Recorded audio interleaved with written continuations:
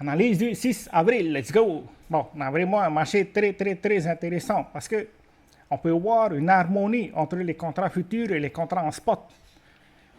Depuis l'ouverture de la session, à 14 heures, ben, le marché n'a cessé de vendre. D'ailleurs, il y avait des positions à prendre en short. Le marché n'a cessé de vendre. Et on peut voir une confluence entre les positions qui sont entrées sur le marché, c'est-à-dire les nouvelles positions. Parce que toutes ces positions étaient des contrats à la vente. Donc, pour une fois, les contrats futurs et les contrats en spot étaient d'accord pour que la valeur de Bitcoin ne se trouve pas au niveau des 83 500, mais plutôt au niveau des 79 000.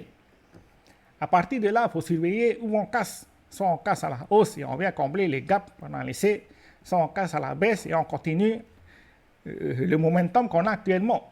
C'est-à-dire que si on vient là ici, là je suis en ligne et j'ai marqué l'order bloc, c'est-à-dire le dernier point haut avant la cassure de la structure qui est aussi notre interim high. Voilà. Mais comme on disait, il faut surveiller les gaps. FBG, gap, c'est pareil, c'est juste qu'ils ont choisi un nom plus spécifique. Mais à partir de là, il y a des probabilités de venir combler les gaps qu'on a laissés, c'est-à-dire qu'on fasse un short squeeze et qu'on vienne tester ce niveau-là.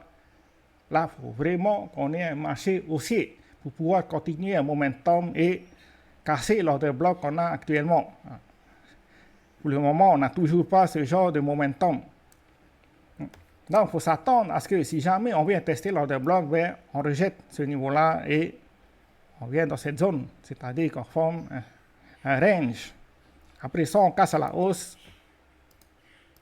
ça on casse à la baisse. Et si jamais on casse à la baisse, ben, il faut surveiller le dernier endroit où on a eu de la demande, ben, c'est le plus bas de mars, c'est-à-dire le niveau des 76 600.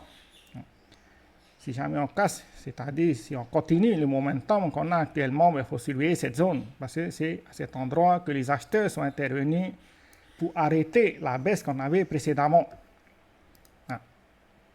Bon, mais si ce niveau-là ne tient pas, mais c'est à partir de là qu'il faut surveiller le niveau des 69 500, c'est-à-dire l'ordre bloc qui se trouve là ici.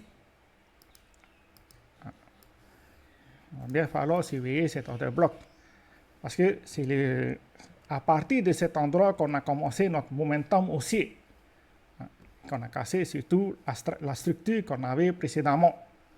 Ça, c'est très important. Donc, c'est les niveaux à surveiller par rapport à Bitcoin. Mais comme on a dit, si jamais on casse la dernière zone de demande qu'on a eue récemment, il faut s'attendre à venir chercher ce niveau-là. À partir de là, soit on consolide avant de reprendre le scénario haussier, ou bien soit on continue notre scénario baissier qu'on a actuellement. C'est pour ça qu'il vaut mieux rester prudent sur le marché, surtout pour les investisseurs. Pour ceux qui sont en trading, alors là, il y a des opportunités. D'ailleurs, ça a commencé hier. À partir de l'ouverture, il y avait des opportunités de shorter le marché.